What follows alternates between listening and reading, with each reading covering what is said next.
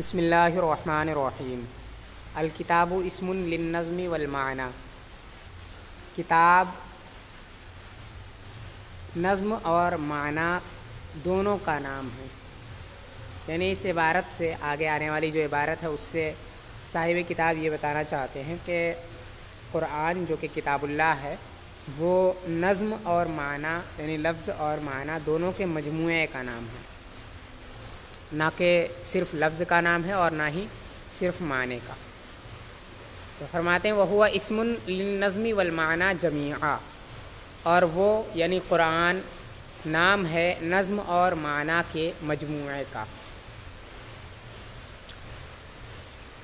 یعنی قرآن نہ تو فقط لفظ کا نام ہے، نظم یعنی لفظ، نہ تو صرف نظم کا نام ہے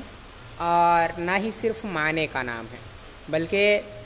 قرآن یہ ایسے نظم کا نام ہے جو نظم معنی پر دلالت کرتا ہے۔ تو اس لحاظ سے قرآن لفظ اور معنی دونوں کے مجموعے کا نام ہے۔ تمہید لتقسیمی بعد بیان تعریفی، یہ تمہید ہے قرآن کی تقسیم کے لیے اس کی تعریف کو بیان کرنے کے بعد۔ یعنی ماتن علیہ الرحمٰن نے پہلے قرآن کی تعریف کی، اصول اربعہ پہلے ذکر کیا، پھر ان میں جو اصل اول کتاب اللہ ہے اس کی تعریف بیان کی۔ اب کتاب اللہ جو اصل اول ہے اس کی تقسیم بیان کرنا چاہتے ہیں، تو اسی وجہ سے یہ جو وہو اسم للنظم والمعنی جمیعا کہا ہے یہ تمہید ہے ان کی تقسیم کے لیے۔ یعنی آگے تقسیم ابھی ذکر کریں گے، اس سے پہلے یہ تمہید ذکر کر دی، اور اسی وجہ سے کیونکہ آگے جو تقسیمات آئیں گے ان کا سمجھنا اسی پر موقوف ہے۔ جب یہ بات سمجھ لی جائے گی کہ قرآن جو ہے وہ نظم اور معنی دونوں کے مجموعے کا نام ہے، تبھی تقسیمات سمجھ میں آئیں گی، کیونکہ لفظ اور معنی دونوں اعتبار سے تقسیمات ہوں گی۔ تو اسی وجہ سے انہوں نے تمہید باندھی۔ تقسیم کرنے سے پہلے یہ بتا دیا کہ قرآن جو ہے وہ نظم اور معنی دونوں کے مجموعے کا نام ہے، لہٰذا اگر تقسیمات کے اندر تقسیم معنی کے اعتبار سے ہو جائے تو کوئی یہ نہ سمجھ لے کہ کسی کو پہلے سے اگر یہ وہم ہو کہ قرآن صرف لفظ کا نام ہوتا ہے تو وہ یہ نہ سمجھ لے کہ یہ تو قرآن کی تقسیم نہیں ہوئی، کیونکہ قرآن تو صرف لفظ کا نام ہے۔ تو اسی وجہ سے پہلے تمہیدی طور پر یہ بات بتا دی کہ قرآن نہ تو صرف لفظ کا نام ہے اور نہ ہی صرف معنی کا نام ہے، بلکہ دونوں کے مجموعے کا نام قرآن ہے۔ وہ کہہ رہے ہیں تمہید لتقسیم ہی بعد بیان تعریفی، یہ عبارت تمہید ہے ان کی تقسیم کے لیے، اس کی تعریف کو بیان کر دینے کے بعد۔ قرآن کی تقسیم کے لیے تمہید ہے قرآن کی تعریف کو بیان کر دینے کے بعد۔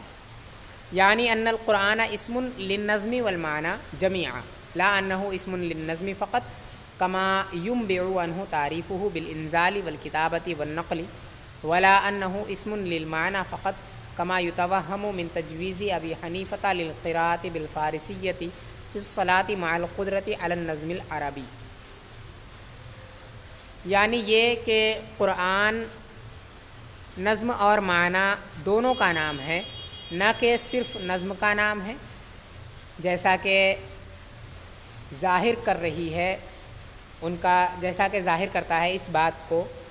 ان کا انزال، کتابت اور نقل کے ذریعے سے تعریف کرنا، اور نہ ہی صرف معنی کا نام ہے، جیسا کہ وہم ہوتا ہے امام اعظم علیہ رحمۃ و رضوان کے فارسی میں قرأت کرنے کو جائز قرار دینے سے نماز کے اندر نظم عربی پر قدرت رکھنے کے باوجود نماز کے اندر فارسی زبان میں قرأت کرنے کو جائز قرار دینے سے یہ وہم ہوتا ہے۔ یعنی کچھ لوگوں نے یہ کہا ہے کہ قرآن جو ہے یہ صرف نظم کا نام ہے،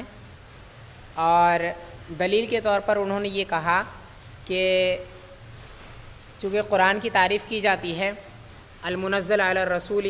المکتوب فی المصاحف المنقول عنہ نقلا متواترا بلا شبہۃ، اور یہ ساری چیزیں ظاہر ہے کہ یہ سب کے سب الفاظ سے اور نظم سے متعلق ہے، کیونکہ جو نازل ہوتا ہے وہ لفظ ہے، ایسے ہی جس کو لکھا جاتا ہے وہ بھی لفظ ہے، اور ایسے ہی جس کو نقل کیا جاتا ہے وہ بھی تلفظ کے ذریعے سے ہی کیا جاتا ہے، ایک شخص دوسرے کو بول کر سناتا ہے پھر وہ اس سے نقل کرتا ہے۔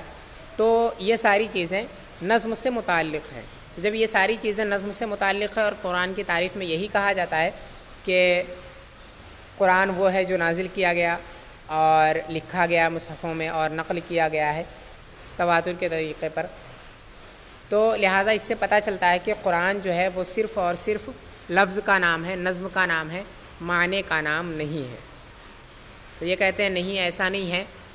بلکہ قرآن نظم اور معنی دونوں کے مجموعے کا نام ہے۔ ایسا نہیں ہے کہ صرف نظم کا نام ہے۔ اور بعض لوگوں نے یہ کہا کہ قرآن جو ہے وہ صرف معنی کا نام ہے۔ انہوں نے ایسا کیوں کہا؟ کیونکہ حضرت امام اعظم علیہ رحمۃ و رضوان نے پہلے فارسی میں قرأت کرنے کو جائز قرار دیا تھا۔ اگر کوئی شخص عربی پڑھ سکتا ہے، اس کے باوجود اس کو فارسی میں قرأت کرنے کو جائز قرار دیا تھا نماز کے اندر، ٹھیک ہے۔ پہلے یہ سمجھ لے کہ فارسی زبان میں یا کسی اور دوسری زبان میں قرآن شریف کی تلاوت کرنا نماز کے اندر اس شخص کے لیے جائز ہے جو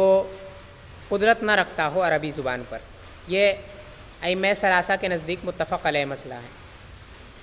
اور امام اعظم علیہ رحمۃ و رضوان نے پہلے یہ کہا تھا کہ اگر کوئی شخص عربی زبان پر قدرت رکھتا ہے، اس کے باوجود اگر وہ فارسی زبان میں قرأت کرنا چاہے نماز کے اندر تو وہ کر سکتا ہے اور نماز اس طرح سے درست ہوگی۔ تو اس سے لوگوں نے یہ سمجھا کیونکہ نماز کے اندر قرآن شریف کی تلاوت کرنا ضروری ہے، ٹھیک ہے، اور جو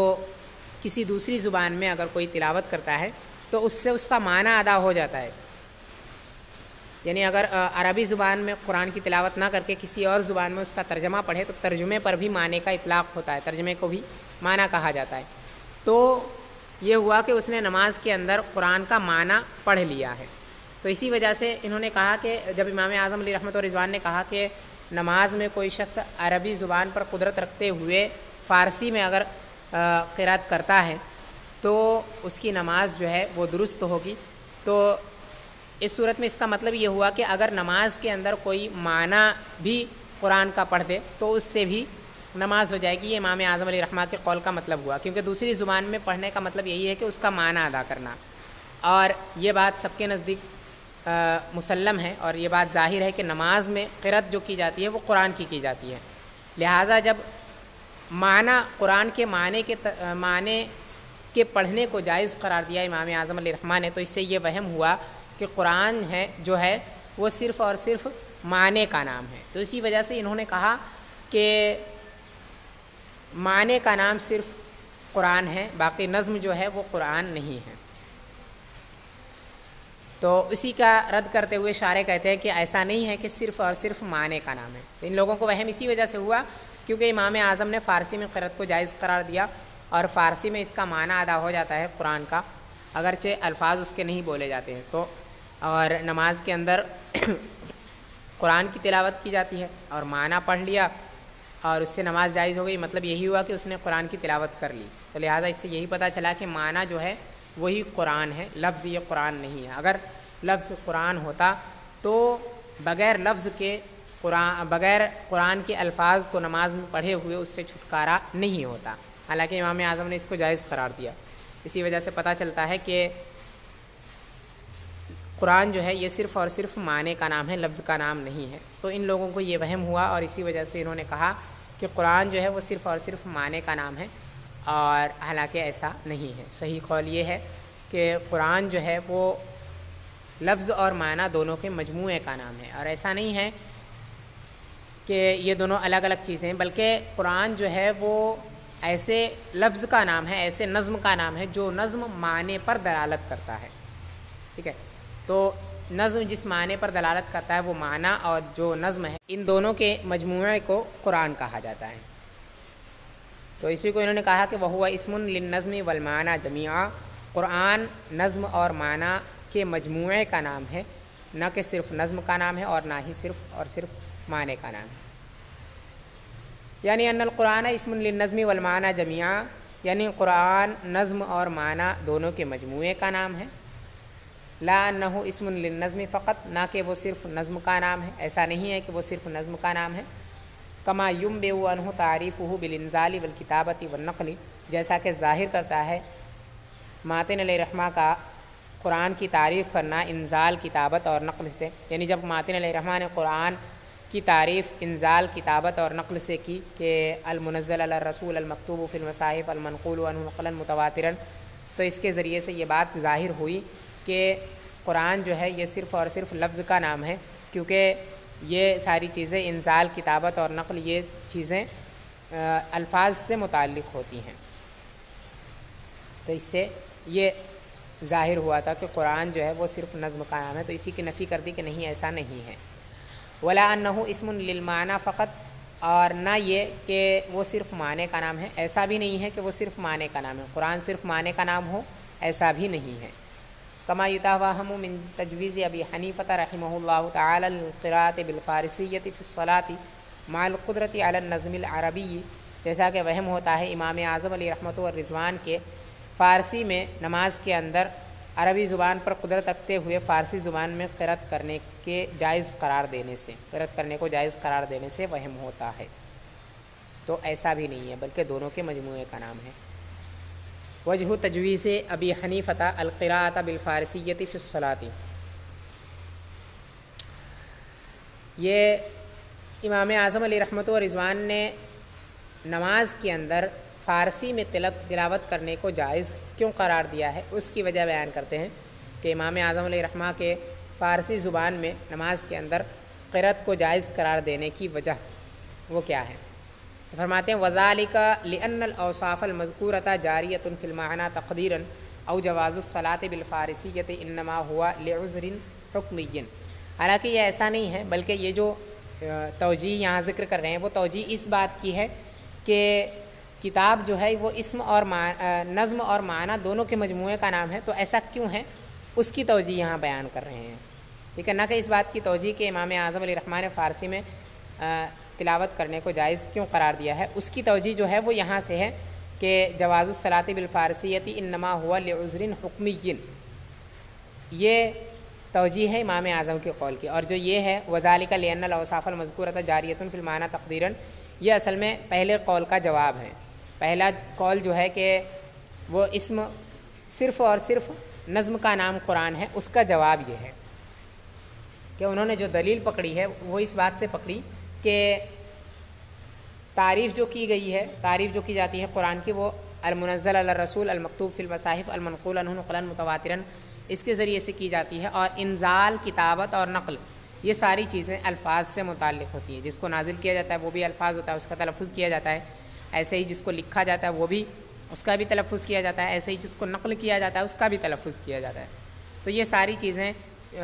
چونکہ الفاظ سے متعلق ہے لہٰذا صرف اور صرف الفاظ کا نام قرآن ہے، یہ انہوں نے دلیل دے کر کے کہا تھا کہ قرآن صرف اور صرف نظم کا نام ہے، تو اسی دلیل کا جواب دے رہے ہیں وذالک لأن الاوصاف المذکورۃ جاریۃ فی المعنی تقدیرا سے، کہ یہ اس وجہ سے ہے کیونکہ اوصاف مذکورہ یہ معنی میں بھی تقدیری طور پر جاری ہوتے ہیں، یعنی انزال کتابت اور نقل یہ جو اوصاف ہیں، نازل کرنا اور ایسے ہی کتابت اور نقل، یہ ساری اوصاف جو ہیں معنی کے اندر بھی جاری ہوتے ہیں۔ کس طور پر کہ انزال جب بھی ہوگا جب بھی کچھ نازل کیا جائے گا اور اس کا کوئی تلفظ کرے گا تو اس کا کچھ نہ کچھ معنی ہوگا، ہر لفظ کسی نہ کسی معنی پر دلالت کرتا ہے، تو لہٰذا جو معنی جب معنی سے بھی انزال کا تعلق ہے تو انزال کو دلیل بنانا اس بات کے لیے کہ انزال یہ صرف اور صرف لفظ سے متعلق ہے، اسی وجہ سے صرف اور صرف لفظ کا نام قرآن ہو، یہ بالکل بھی درست نہیں ہے، کیونکہ انزال جس طرح سے لفظ کے ساتھ متصف ہوتا ہے ویسے ہی معنی کے ساتھ بھی متصف ہوتا ہے، ٹھیک ہے، لفظ کے واسطے سے ہوتا ہے، تقدیری طور پر ہوتا ہے لیکن پھر بھی ہوتا ہے۔ تو انزال کتابت اور نقل یہ تینوں چیزیں ہی، جیسے کتابت ہے، کتابت اگر کسی لفظ کا نقشہ بنایا گیا، اس کی کتابت کی گئی، اس کو لکھا گیا، تو اس کو جب کوئی پڑھے گا تو اس سے کچھ نہ کچھ سمجھے گا، اس کو دیکھے گا بھی تو اس سے کچھ نہ کچھ سمجھے گا، تو اس کا کچھ نہ کچھ معنی ہوگا، وہ کسی نہ کسی معنی پر دلالت کرے گا وہ مکتوب، تو لہٰذا کتابت جو ہے وہ بھی اس سے متعلق ہے، معنی سے متعلق ہے۔ یہ بات پیچھے بھی ابھی گزر چکی ہے اس بات کی وضاحت کہ کتابت جو ہے یہ معنی پر بھی دلالت کرتی ہے، تو اور ایسے ہی نقل بھی جو ہے، نقل بھی اگرچہ الفاظ بولا جاتا ہے لیکن جب بھی کوئی الفاظ بولے یا کسی سے سنے تو اس سے کچھ نہ کچھ وہ سمجھتا ہے، تو تو نقل کا تعلق بھی معنی سے ہوتا ہے۔ تو یہ ساری صفتیں جو ہیں انزال، کتابت اور نقل، ان صفتوں کا تعلق جس طرح نظم سے ہے ویسے ہی معنی سے بھی ہے۔ ہاں فرق اتنا ہے کہ نظم سے ان کا تعلق بلا واسطہ ہے اور معنی سے ان کا تعلق لفظ کے واسطے سے ہے، بس اتنا فرق ہے۔ اسی وجہ سے معنی پر یہ تقدیری طور پر دلالت کرتے ہیں، اور جب یہ تقدیری طور پر دلالت کرتے ہیں تو بالکل ہی نفی کر دینا کہ یہ صرف اور صرف لفظ کی طرف اشارہ کرتے ہیں، یہ بالکل بھی درست نہیں ہے، بلکہ جس طرح یہ لفظ پر دلالت کرتے ہیں ویسے ہی معنی پر بھی دلالت کرتے ہیں۔ جب معنی پر دلالت کرتے ہیں تو یہ اس بات کے لیے دلیل نہیں بن سکتی ہے کہ وہ صرف اور صرف نظم کا نام ہو، ایسا نہیں ہے۔ وجواز الصلاۃ بالفارسیۃ انما هو لعذر حکمی، اور فارسی زبان میں نماز کو جائز قرار دینا یہ کسی عذر حکمی کی وجہ سے ہو سکتا ہے، یعنی نماز میں جو فارسی زبان میں تلاوت کرنے کو امام اعظم علیہ رحمۃ و رضوان نے جائز قرار دیا ہے، یہ کسی حکمت کے پیش نظر ہو سکتا ہے، یہ کسی حکمت کے پیش نظر ہے۔ اسی حکمت کی وجہ سے امام اعظم علیہ رحمۃ و رضوان نے فارسی زبان میں قرأت کرنے کو جائز قرار دیا تھا۔ وہ کیا ہے، وہ آگے بیان کرتے ہیں۔ وہوا ان حالت الصلاۃ حالت المناجات مع اللہ تعالی والنظم العربی معجز بلیغ فلعلہ لا یقدر علیہ، اور وہ یہ ہے کہ نماز کی حالت یہ مناجات کی حالت ہے اللہ تبارک و تعالیٰ کے ساتھ، اللہ تبارک و تعالیٰ کے ساتھ راز و نیاز کی حالت ہے، اور نظم عربی یہ معجز بلیغ ہے، تو ہو سکتا ہے کہ وہ اس پر قادر نہ ہو۔ یعنی نماز جو ہے یہ اللہ تبارک و تعالیٰ کے ساتھ راز و نیاز کی حالت ہے۔ بندہ جب نماز کے لیے حاضر ہوتا ہے تو صرف اور صرف اس کا دھیان اللہ تبارک و تعالیٰ کی طرف ہوتا ہے، ٹھیک ہے۔ اور نظم عربی جو ہے وہ معجز بلیغ ہے، یعنی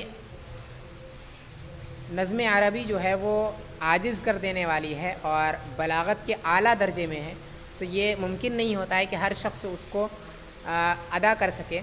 نظم عربی کو۔ اور پھر قرآن شریف تو یہ جو کلام عرب ہے ان میں سب سے اعلیٰ درجے کی فصاحت و بلاغت قرآن کے اندر ہے، اور اعجاز بھی قرآن کے اندر ہے، تو لہٰذا اگر کوئی شخص اس کا تلفظ کرنا چاہے، اس کو اگر پڑھنا چاہے تو اس میں ہو سکتا ہے کہ وہ اس پر قادر نہ ہو پڑھنے پر، اور اگر نماز کے اندر یہ حالت پیدا ہو گئی کہ وہ اس پر قادر نہ ہو پائے گا تو وہ اللہ تبارک و تعالیٰ کی طرف اپنا دل نہیں جما پائے گا اور وہ اسی میں الجھ کر رہ جائے گا۔ تو اسی وجہ سے کہ یہ یا تو امام اعظم علیہ رحمۃ و رضوان نے جو فارسی زبان میں قرأت کرنے کو جائز قرار دیا ہے وہ اس وجہ سے قرار دیا ہے کہ نظم عربی جو ہے یہ معجز بلیغ ہے، اور پھر قرآن جو ہے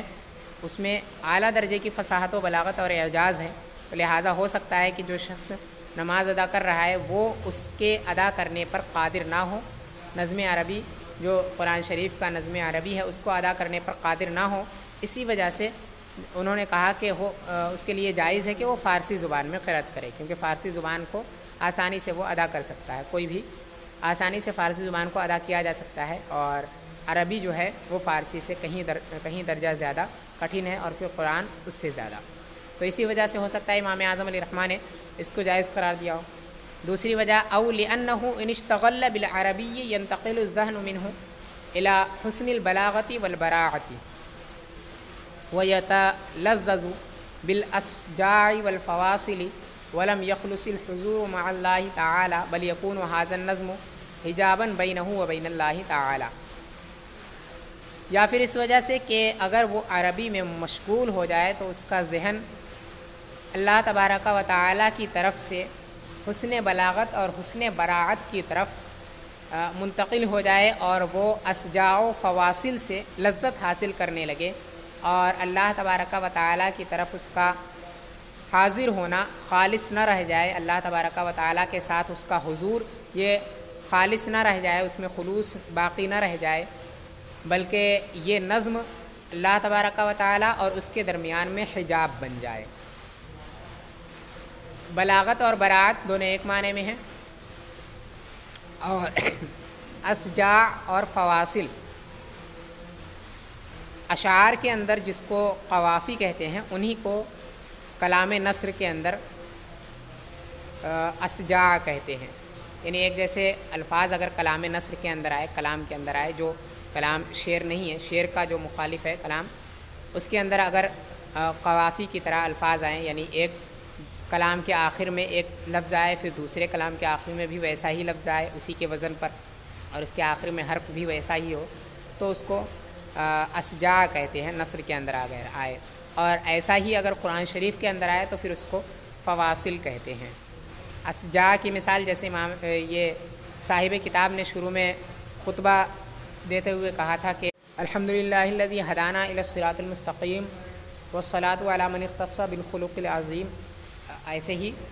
مستقیم، عظیم اور قویم وغیرہ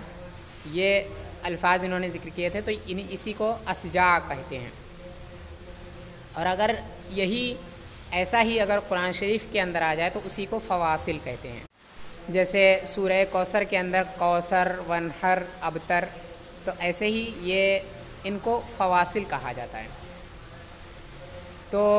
امام اعظم علیہ رحمۃ و رضوان نے جو یہ کہا ہے کہ نماز کے اندر فارسی زبان میں قرأت کرنا جائز ہے، اس کے لیے بھی جو عربی زبان پر قدرت رکھتا ہو تو اس کے لیے بھی فارسی میں جائز ہے. تو اس کی وجہ یہ بھی ہو سکتی ہے کہ اگر وہ عربی زبان کو پڑھنے میں مشغول ہو جائے، یعنی اگر نماز کے اندر عربی زبان میں تلاوت کرنے لگے، اور حالانکہ وہ نماز پڑھنے کے لیے جو آیا ہے وہ اللہ تبارک و تعالی کی طرف لو لگا کر کے اس کی رضامندی حاصل کرنے کے لیے آیا ہے، تو اگر وہ نماز کے اندر مشغول ہو جائے عربی زبان میں تلاوت کرنے پر، تو چونکہ قرآن شریف کے اندر حسن بلاغت و براعت ہے اور فواصل وغیرہ ہیں، تو وہ انہی چیزوں میں لگ جائے گا اور ان سے وہ لذت حاصل کرنے لگے گا اور اس کا دھیان انہی چیزوں کی طرف چلا جائے گا، اور اللہ تبارک و تعالیٰ کے لیے اس کا خالص حاضر رہنا یہ اللہ تبارک و تعالیٰ کے لیے نہیں رہ جائے گا، بلکہ وہ ان چیزوں سے لذت حاصل کرنے لگے گا. اور یہ جو اسجاع و فواصل ہے اور یہ نظم کے اندر حسن بلاغت و براعت ہے، اس کی وجہ سے نظم جو ہے اس کے اور اللہ تبارک و تعالیٰ کے درمیان حجاب بن جائے گا، اور اس کا دھیان اسی نظم کے اندر رہ جائے گا اور اللہ تبارک و تعالیٰ کی طرف اس کا دھیان اس کی طرف سے ہٹ جائے گا. تو اسی وجہ سے امام اعظم علیہ رحمۃ و رضوان نے ہو سکتا ہے کہ اس کو جائز قرار دیا ہو فارسی میں تلاوت کرنے کو. لیکن علماء نے اور فقہاء نے اس بات کی صراحت کی ہے کہ امام اعظم علیہ رحمۃ و رضوان نے صاحبین علیہ رحمہ کے قول کی طرف رجوع کر لیا تھا کہ اگر کوئی عربی زبان پر قدرت رکھتا ہے تو اس کے لیے جائز نہیں ہے کہ فارسی زبان میں قرأت کرے، تو پھر ان توجیحات کی کوئی ضرورت نہیں ہے، اور یہ توجیحات بھی اتنی اعلیٰ بھی نہیں ہے کہ ان کے ذریعے سے اس کی توجیح بیان کی جائے. تو درست یہ ہے کہ امام اعظم علیہ رحمۃ و رضوان نے رجوع کر لیا تھا اپنے اس قول سے کہ فارسی زبان میں قرأت کرنا یہ جائز ہے. تو اب جنہوں نے اس قول کو دلیل بنایا تھا، اس سے جن کو وہم ہوا تھا ان کا وہم بھی اس سے زائل ہو گیا، اور پھر ان کے لیے یہ چیز دلیل نہ رہ گئی. اور ان توجیحات کی بھی ضرورت نہیں ہے کہ امام اعظم علیہ رحمہ نے کیوں ایسا کہا تھا. وکان ابو حنیفہ رحمہ اللہ تعالی مستغرقا فی بحر التوحید والمشاہدۃ لا یلتفت الا الی الذات فلا طعن علیہ فی انہ کیف یجوز القراءۃ بالفارسیۃ مع القدرۃ علی العربی المنزل. اور امام اعظم علیہ رحمۃ و رضوان بحر توحید و مشاہدے میں مستغرق تھے، ان کا ذہن اللہ تبارک و تعالیٰ کی طرف سے ہٹتا نہیں تھا، تو ان پر کوئی بھی طعن نہیں ہے اس سلسلے میں کہ انہوں نے کس طرح سے فارسی میں قرأت کرنے کو جائز قرار دیا، عربی زبان جس پر قرآن نازل ہوا ہے اس پر قدرت رکھنے کے باوجود. یعنی امام اعظم علیہ رحمۃ و رضوان چونکہ بحر توحید اور مشاہدے میں مستغرق تھے، یعنی ان کا دھیان صرف اور صرف اللہ تبارک و تعالیٰ کی طرف لگا ہوتا تھا اور دنیا وغیرہ کی طرف وہ دھیان نہیں کرتے تھے، اسی وجہ سے انہوں نے ایسا کہا ہو کہ انسان کا دھیان جو ہے وہ صرف اور صرف اللہ تبارک و تعالیٰ کی طرف رہے، اور باقی یہ جو حسن بلاغت و براعت کی وجہ سے اس کا دھیان جو ہے نظم عربی میں لگ جاتا ہے اور اللہ تبارک و تعالیٰ سے ہٹ جاتا ہے، اس کی وجہ سے اس کو انہوں نے ناپسند کیا، اسی وجہ سے انہوں نے ایسا کہا کہ وہ فارسی زبان میں وہ قرأت کرے، اس کو انہوں نے جائز قرار دیا۔ تو اس کی وجہ سے ان پر کوئی یہ طعن نہیں کر سکتا ہے کہ قرآن تو عربی میں نازل ہوا ہے اور آپ فارسی زبان میں قرأت کرنے کو جائز قرار دیتے ہیں، ایسا کوئی نہیں کہہ سکتا ہے۔ وَأَمَّا فِي مَا سِوَى الصَّلَاةِ فَهُوَ يُرَاعِي جانبیہما جمیعا، اور رہا نماز کے علاوہ میں تو انہوں نے دونوں جانب کی رعایت کی ہے۔ یعنی امام اعظم علیہ رحمۃ و رضوان کے بارے میں فرماتے ہیں کہ نماز کے علاوہ باقی جو مسائل ہیں ان کے اندر امام اعظم علیہ رحمۃ و رضوان خود یہ نظم اور معنی دونوں کو قرآن کا جز مانتے ہیں، دونوں پر قرآن کا اطلاق کرتے ہیں۔ ایسا سمجھتے ہیں کہ نظم اور معنی دونوں کے مجموعے کا نام قرآن ہے۔ ایسا نہیں ہے کہ ان کے نزدیک صرف اور صرف نظم کا نام قرآن ہے، اور نہ ہی ایسا ہے کہ صرف اور صرف معنی کا نام قرآن ہے، ایسا نہیں ہے جیسا کہ ان کے اس قول سے وہم ہوا تھا، ایسا حقیقت میں نہیں ہے۔ کیونکہ امام اعظم علیہ رحمۃ و رضوان اس کے علاوہ دوسری جگہوں پر دونوں کی رعایت کرتے ہیں، جیسا کہ وہ فرماتے ہیں کہ کوئی شخص اگر جنوبی ہے یا حائضہ ہے تو اس کے لیے حرام نہیں ہے کہ وہ قرآن شریف کا ترجمہ پڑھے، یعنی فارسی یا کسی دوسری زبان میں قرآن کی تلاوت کرے، یہ اس کے لیے حرام نہیں ہے۔ ایسے ہی اس مصحف کو چھونا بھی حرام نہیں ہے جس میں قرآن لکھا ہوا ہے۔ حالانکہ متاخرین علماء ہیں، متاخرین فقہا اور علماء، انہوں نے ان دونوں چیزوں کو حرام قرار دیا ہے کہ کسی دوسری زبان میں قرآن کی تلاوت کی جائے یا پھر قرآن کے مصحف کو چھونا، یہ حرام ہے جنوبی اور حائضہ دونوں کے لیے بھی۔ لیکن امام اعظم علیہ رحمۃ و رضوان نے دونوں کو یہ جائز قرار دیا ہے، حرام قرار نہیں دیا ہے۔ اس کی وجہ یہی ہے کہ چونکہ کسی دوسری زبان میں اگر وہ تلاوت کرتا ہے تو وہ صرف اور صرف قرآن کا معنی ادا کر رہا ہے، اور معنی جو ہے وہ مکمل قرآن نہیں ہے، اور جب مکمل قرآن نہیں ہے تو گویا وہ قرآن کی تلاوت نہیں کر رہا ہے۔ اور جنوبی اور حائضہ کے لیے قرآن کی تلاوت ناجائز ہے، حرام ہے، نہ کہ اس کا معنی۔ لہٰذا صرف معنی، اس سے یہ ظاہر ہوا کہ امام اعظم علیہ رحمۃ اللہ کے نزدیک صرف اور صرف معنی کا نام قرآن نہیں ہے۔ ایسے ہی جب انہوں نے اس مصحف کو چھونے کو جائز قرار دیا جس میں قرآن لکھا ہوا ہے، تو اس سے بھی یہ پتہ چلا کہ امام اعظم علیہ رحمۃ اللہ رضوان کے نزدیک صرف اور صرف جو لفظ ہے وہ قرآن نہیں ہے، کیونکہ اگر وہی صرف اور صرف لفظ ہی قرآن ہوتا مکمل تو اس کا چھونا جائز نہیں ہوتا۔ تو یہ ایسا ہی ہو گیا جیسے کہ مصحف کو چھونے والا قرآن کو چھونے والا نہیں ہے، اسی وجہ سے اس کو حرام قرار نہیں دیا ہے۔ حالانکہ متاخرین علماء اور فقہا جو ہیں وہ اس کو حرام قرار دیتے ہیں، اور فتویٰ بھی اسی پر ہے کہ جنوبی اور حائضہ ایسے ہی بے وضو کے لیے بھی چھونا حرام ہے۔ قرأت کرنا تو بے وضو کے لیے جائز ہے، لیکن چھونا حرام ہے۔ ایسے ہی جنوبی اور حائضہ کے لیے چھونا بھی حرام ہے، اور فارسی میں یا کسی دوسری زبان میں تلاوت کرنا بھی حرام ہے۔ وَإِنَّمَا أَطْلَقَ النَّظْمَ مَكَانَ اللَّفْظِ رِعَایَةً لِلْأَدَبِ لِأَنَّ النَّظْمَ فِي اللُّغَةِ جَمْعُ اللُّؤْلُؤِ فِي السِّلْكِ وَاللَّفْظُ هُوَ الرَّمْيُ وَإِنْ كَانَ لِلنَّظْمِ يُطْلَقُ فِي الْعُرْفِ عَلَى الشِّعْرِ أَيْضًا۔ اور ماتن علیہ رحمٰن نے نظم کا اطلاق کیا لفظ کی جگہ میں ادب کی رعایت کرتے ہوئے، کیونکہ نظم لغت میں دھاگے میں موتی پیرونے کو کہا جاتا ہے، اور لفظ یہ پھینکنے کو کہا جاتا ہے، رمی کو کہا جاتا ہے، پھینکنے کو کہا جاتا ہے، اگرچہ نظم جو ہے یہ عرف میں شعر پر بھی بولا جاتا ہے۔ یہ وجہ بیان کرتے ہیں یہاں سے کہ انہوں نے لفظ نہ کہہ کر کے نظم کیوں کہا، تو اسی وجہ یہ ہے کہ نظم کا حقیقی معنی جو ہے وہ ہے جمع اللؤلؤ فی السلک، اور لفظ کا حقیقی معنی ہے الرمی، یعنی نظم حقیقت میں کہتے ہیں دھاگے میں موتی پیرونے کو، اور لفظ حقیقت میں کہتے ہیں پھینکنے کو۔ تو اگر لفظ کہتے ہیں اس کی جگہ میں تو یہ ادب کے خلاف ہے۔ قرآن کی جگہ میں قرآن کی تعریف کرتے ہوئے یا پھر اس کے بارے میں کچھ بتاتے ہوئے لفظ کہنا یہ اس کے ادب کے خلاف ہے، اسی وجہ سے انہوں نے نظم کہا، اور کیونکہ رعایت کی انہوں نے۔ نظم کہتے ہیں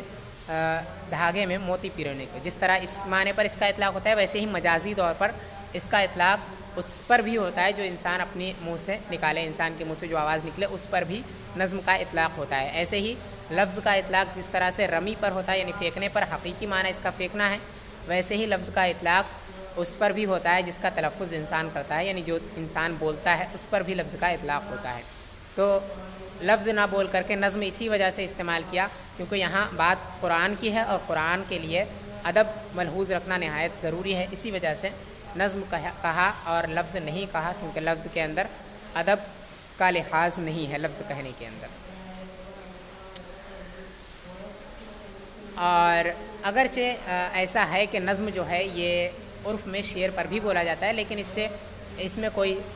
فرق آنے والا نہیں ہے، اس سے جو ادب ہے اس میں کچھ خلل نہیں پڑے گا، کیونکہ شعر جو ہے وہ دونوں طرح کے ہوتے ہیں، ایک تو برے اشعار بھی ہوتے ہیں اور اچھے بھی ہوتے ہیں، لہٰذا جب دونوں ہوتے ہیں تو اس سے کوئی خلل نہیں ہے اس میں کہ نظم یہ قرآن پر بولا جائے۔ تو اسی کو انہوں نے کہا کہ اگرچہ نظم جو ہے یہ عرف میں شعر پر بھی بولا جاتا ہے، لیکن پھر بھی اس کو اگر قرآن کی تعریف میں بولتے ہیں تو اس سے کوئی حرج نہیں ہے۔ وَيَنبَغِي أَن يُعْلَمَ أَنَّ النَّظْمَ إِشَارَةٌ إِلَى الْكَلَامِ الْلَفْظِيِّ وَالْمَعْنَى إِشَارَةٌ إِلَى الْكَلَامِ النَّفْسِيِّ، اور مناسب ہے کہ یہ جان لیا جائے کہ نظم یہ کلام لفظی کی طرف نظم سے اشارہ ہے اور معنی سے اشارہ ہے کلام نفسی کی طرف۔ ایک تو لفظ ہوتا ہے جو لکھا ہوا ہے، جو نقوش ہیں وہ، اور جس کا ہم تلفظ کرتے ہیں وہ، اور دوسری چیز ہے اس کا معنی۔ تو قرآن شریف کے ایک تو نقوش ہیں اور نظم ہے، اور دوسرا ہے اس کا معنی۔ تو معنی کا اطلاق دو طرح کے اس پر ہوتا ہے، ایک تو یہ کہ قرآن کا ترجمہ کسی دوسری زبان میں کیا جائے تو کہتے ہیں کہ یہ اس کا معنی ہے۔ مثال کے طور پہ ان اللہ علی کل شیء قدیر، بے شک اللہ ہر چیز پر قادر ہے، تو ان اللہ علی کل شیء قدیر کا معنی ہے بے شک اللہ ہر چیز پر قادر ہے۔ تو یہ جو اردو میں ہے اس کا یہ معنی ہو گیا۔ ایسے ہی معنی کا اطلاق جو قرآن شریف ہے اس کا جو معنی ہے اس سے اشارہ ہوتا ہے کلام نفسی کی طرف، یعنی وہ کلام جو اللہ تبارک و تعالیٰ کا کلام ہے، کلام اللہ جو ہے، یعنی اللہ تبارک و تعالیٰ جس کا تکلم فرمائے، جو اللہ تبارک و تعالیٰ کی صفت ہے وہ کلام نفسی ہے، اس کو کلام نفسی کہتے ہیں۔ تو جس طرح قرآن کے جو نظم ہے اس کا معنی کسی دوسری زبان میں اس کا ترجمہ ہوتا ہے، ویسے ہی اس کا معنی کلام نفسی بھی ہوتا ہے۔ تو معنی سے کلام نفسی کی طرف اشارہ ہے اور نظم سے اشارہ ہے کلام لفظی کی طرف۔ اور کلام لفظی اور نظم یہ دونوں کے دونوں حادث ہیں، اور جو کلام نفسی ہے وہ قدیم ہے، یعنی اس کے لیے حدوث نہیں ہے۔ جس طرح اللہ تبارک و تعالیٰ کی ذات باقی ہے، قدیم ہے، ویسے ہی اس کی تمام صفات بھی قدیم ہیں، اور کلام نفسی جو ہے یہ اللہ تبارک و تعالیٰ کی صفت ہی ہے، لہذا کلام نفسی یعنی قرآن کا معنی، وہ معنی جو کلام نفسی ہے وہ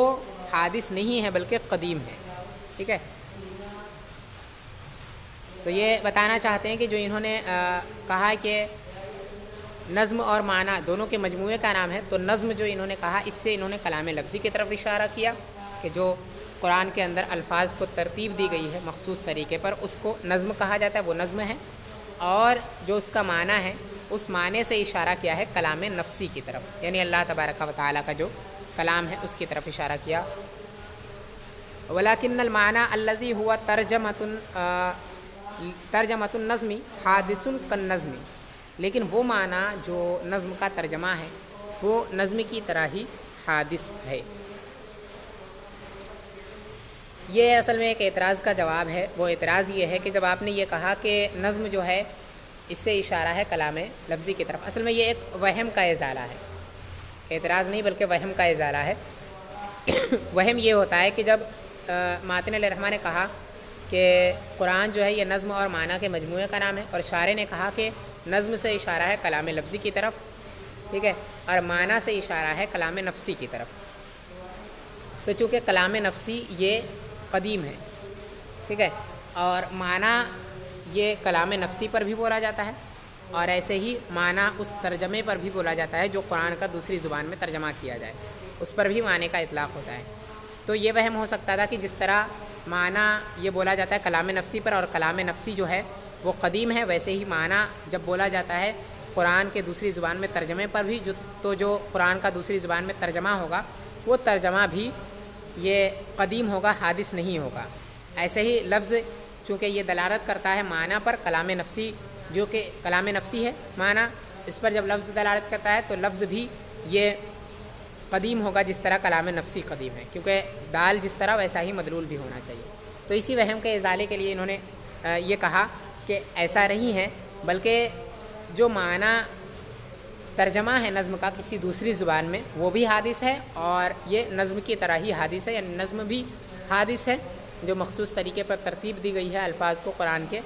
وہ بھی حادث ہے۔ ایسے ہی اس کا جو معنی کسی دوسری زبان میں جو اس کا ترجمہ کیا جائے گا وہ ترجمہ بھی حادث ہے۔ یہ دونوں چیزیں حادث ہیں، اور قدیم جو ہے وہ صرف اور صرف کلام نفسی ہے، یعنی وہ کلام جو اللہ تبارک و تعالیٰ کا کلام ہے اور جو اس کے ساتھ قائم ہے اس کی ذات کے ساتھ، وہ حادث نہیں ہے، وہ قدیم ہے۔ کیوں؟ اور وہ ایسا کلام ہے جس کے اندر نہ تو آواز ہے اور وہ سکوت وغیرہ سے پاک ہے۔ اس کی حقیقت کو عارفین باللہ جانتے ہیں، اور ہمارے لیے بس اتنا جاننا کافی ہے کہ یہ جو معنی کلام نفسی جو ہے وہ قدیم ہے، اور جو کلام لفظی ہے وہ حادث ہے۔ ایسے ہی کلام لفظی کا جو ترجمہ کسی دوسری زبان میں کیا جائے وہ ترجمہ بھی حادث ہے۔ کیوں ہے؟ لأنه عبارۃ عن قصۃ یوسف علیہ السلام و اخوتہ وعن فرعون وغرقہ مثلا وکل ذالک حادث، کیونکہ یہ نام ہے حضرت یوسف علیہ السلام کے قصے کا اور ان کے بھائیوں کے قصے کا۔ حضرت یوسف علیہ السلام اور ان کے بھائیوں کے قصے کا نام ہے، اور فرعون اس کے غرق ہونے کے قصے کا نام ہے، مثال کے طور پہ۔ یعنی مثال کے طور پہ جو نظم کا ترجمہ ہے یا نظم ہے، یہ نام ہے حضرت یوسف علیہ السلام کے قصے کا، ان کے بھائیوں کے قصے کا، اور فرعون اس کے غرق ہونے کے قصے کا وغیرہ۔ ان کے علاوہ جو اور بھی بہت ساری چیزیں ہیں، ان کا نام جو ہے یہ ترجمہ ہے یا کہہ لیں نظم ہے۔ اور یہ ساری چیزیں جو ہیں کہ حضرت یوسف علیہ السلام کا قصہ ہے، فرعون کا قصہ ہے، اس کے غرق ہونے کا قصہ ہے، یہ ساری چیزیں حادث ہیں۔ تو جس طرح یہ ساری چیزیں حادث ہیں تو جو اس پر دلالت کر رہا ہے جو ترجمہ ہے وہ بھی حادث ہے، ایسے ہی نظم بھی حادث ہے، یہ ساری چیزیں حادث ہیں۔ ثم هو دال على امر الله ونحوه وحکمه وخبره وهو قدیم بلا ریب عندنا فتنبہ لہ، پھر وہ دلالت کرتا ہے اللہ تبارک و تعالیٰ کے امر پر، اس کی نہی پر، اس کے حکم پر، اس کی خبر پر، اور یہ سب کے سب قدیم ہیں ہمارے نزدیک بغیر کسی شک و شبہ کے۔ تو اس پر متنبہ ہو جاؤ،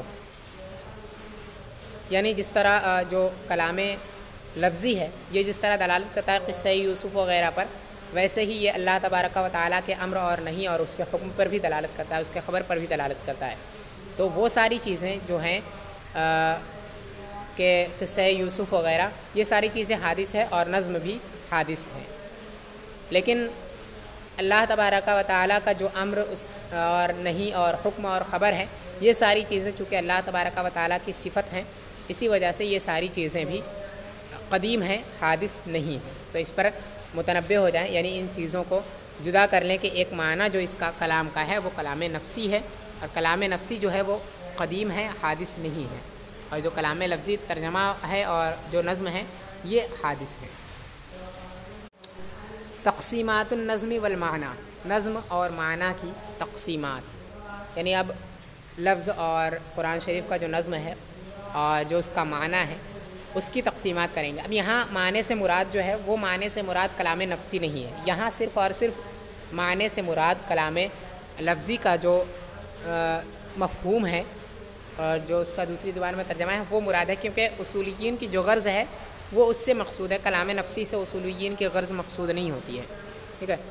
تو یہاں معنی سے مراد کلام لفظی ہے اور اس کا معنی ہے جو سمجھتے ہیں ہم مفہوم۔ وَإِنَّمَا تُعْرَفُ أَحْكَامُ الشَّرَائِعِ بِمَعْرِفَةِ أَقْسَامِهَا، اور شرع کی معرفت اس کے اقسام کی معرفت سے ہوتی ہے، یعنی جو شرع کے احکام کی معرفت اس کے اقسام کی معرفت سے ہوتی ہے، یعنی احکام شرع جو ہیں یہ چونکہ قرآن کریم سے اس کی آیتوں سے مستنبط ہوتے ہیں، اور قرآن کریم جو ہے یہ نظم اور معنی کے مجموعے کا نام ہے۔ تو اب یہ پتہ چلا کہ قرآن سے کس طریقے سے استنباط کیا جائے گا اور کس قسم کے الفاظ ہوں تو کس طریقے سے استنباط کیا جاتا ہے، یہ جاننا اسی بات پر منحصر ہے کہ کلام کی کتنی قسمیں ہیں اور نظم اور معنی کے لحاظ سے اس کی کتنی قسمیں ہیں اور کیا کیا ہیں، ان سب کو جان لیا جائے تبھی یہ جانا جائے گا کہ کس طرح سے اس کے ذریعے سے مسائل کا استنباط ہو سکتا ہے۔ تو اسی کو انہوں نے کہا کہ احکام شرع کا جاننا یہ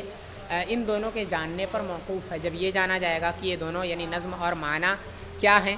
اور ان کی قسمیں کیا ہیں، ان کی تقسیمیں کس طرح سے ہیں، تو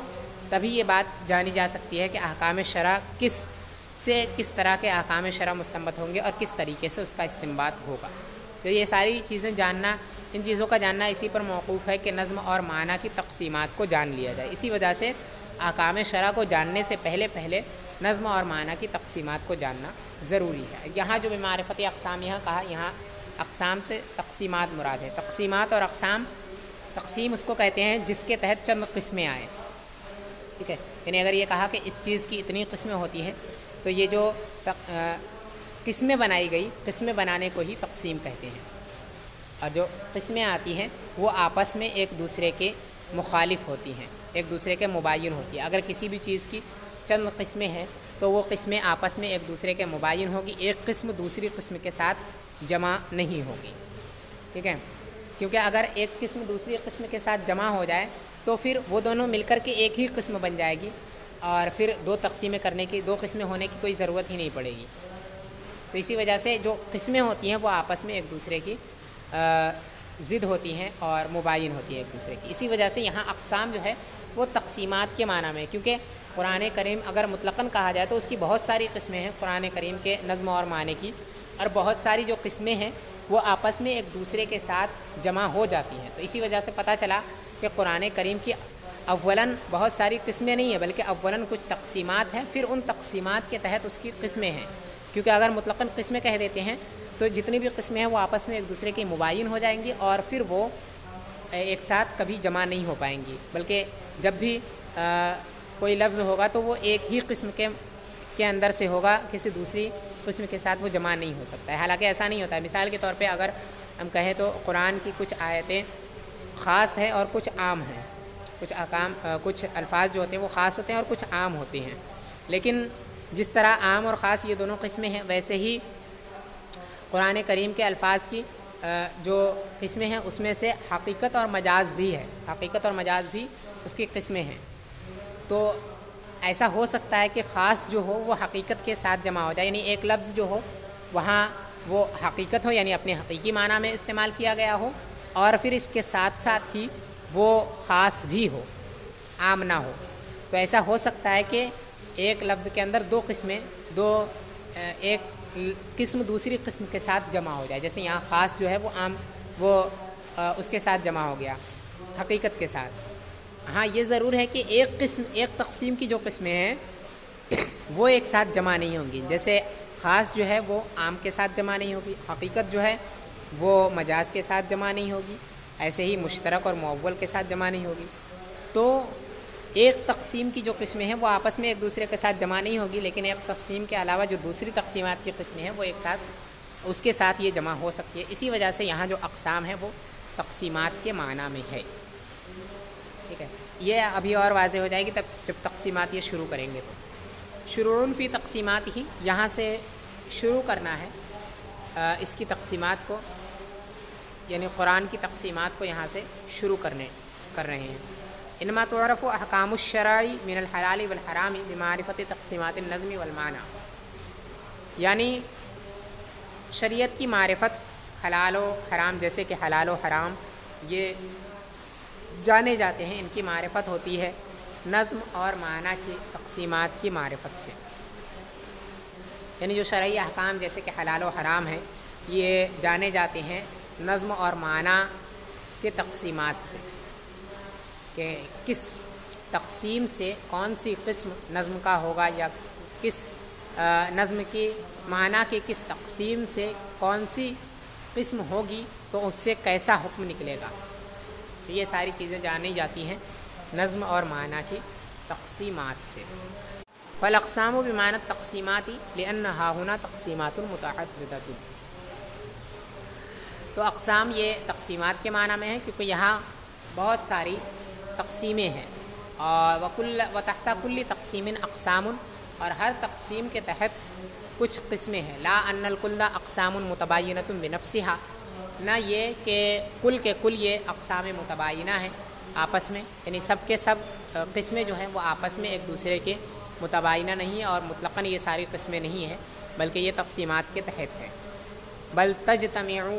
اقسام و تقسیم مع اقسام تقسیم آخرہ، بلکہ ایک تقسیم کی قسمیں دوسرے تقسیم کی قسموں کے ساتھ جمع ہو جاتی ہیں.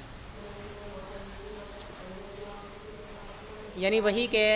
جو اقسام ہیں یہاں یہ تقسیمات کے معنی میں ہیں، کیونکہ یہاں چند تقسیمیں ہیں اور ان چند تقسیموں کے تحت چند قسمیں ہیں، ہر تقسیم کے تحت چند قسمیں ہیں، اور پھر اسی طرح سے بہت ساری قسمیں ہیں. تو اولاً اور مطلقاً یہ ساری قسمیں قرآن نظم اور معنی کی نہیں ہیں، بلکہ یہ ساری قسمیں ان تقسیمات کی ہیں جو تقسیمات نظم اور معنی کے ہیں. اگر ایسا ہوتا کہ یہ ساری تقسیمیں جو ہیں، ساری قسمیں جو ہیں وہ نظم اور معنی کی مطلقاً ہیں، تو پھر یہ ساری آپس میں جمع نہیں ہوتی، حالانکہ یہ ایک دوسرے کے ساتھ جمع ہوتی ہیں. اس سے پتہ چلتا ہے کہ یہ مطلقاً قسمیں نہیں ہیں بلکہ یہ تقسیموں کی قسمیں ہیں، تقسیموں کے تحت ہیں. وَإِنَّمَا قَالَ أَقْسَامَهُمَا، اور ماتن علیہ الرحمٰن نے اقسامہما کہا اور اقسامہ نہیں کہا، تنبیہاً علی ان منشأ التقسیم هو النظم والمعنی جميعا، تنبیہ کرتے ہوئے اس بات پر کہ تقسیم کی جو منشا ہے وہ نظم اور معنی کا مجموعہ ہے. یعنی ماتن علیہ الرحمٰن نے اقسامہما کہا کہ نظم اور معنی کی قسمیں یہاں سے بیان کی جائیں گی، نظم اور معنی کی قسمیں یہ کہا، یہ نہیں کہا کہ نظم کی قسمیں. تو یہ اس وجہ سے کیونکہ جو تقسیمیں ہیں وہ نظم کے حساب سے اور معنی کے حساب سے دونوں اعتبار سے تقسیمیں ہوں گی. ایسا نہیں ہے کہ صرف اور صرف معنی کے لحاظ سے تقسیمیں ہوں یا پھر صرف اور صرف لفظ کے اعتبار سے تقسیمیں ہوں، ایسا نہیں ہے. فبعضهم على ان التقسیمات الثلاثة الاول للنظم والرابع للمعنى، وبعضهم على ان الدلالة والاقتضاء للمعنى والبواقی للنظم. تو بعض لوگ اس بات پر ہیں، بعض اس کی طرف گئے ہیں کہ شروع کی 3 تقسیمات یہ نظم کی ہے اور چوتھی تقسیم جو ہے وہ معنی کی ہے. اور بعض لوگ اس طرف گئے ہیں کہ دلالت اور اقتضاء، یعنی استدلال بدلالت النص اور استدلال باقتضاء النص یہ معنی کی تقسیمات ہے، اور باقی ان کے علاوہ جو باقی قسمیں ہیں وہ نظم کی قسمیں ہیں، معنی کی قسمیں نہیں ہیں. تو بعض لوگ یہ کہتے ہیں کہ شروع کی 3 جو ہیں وہ نظم کی قسمیں ہیں اور جو چوتھی تقسیم ہے وہ معنی کی ہے، معنی کے لحاظ سے ہے. اور بعض لوگ یہ کہتے ہیں کہ دلالت النص اور اقتضاء النص یہ صرف اور صرف معنی کے تقسیم میں سے قسمیں ہیں، اور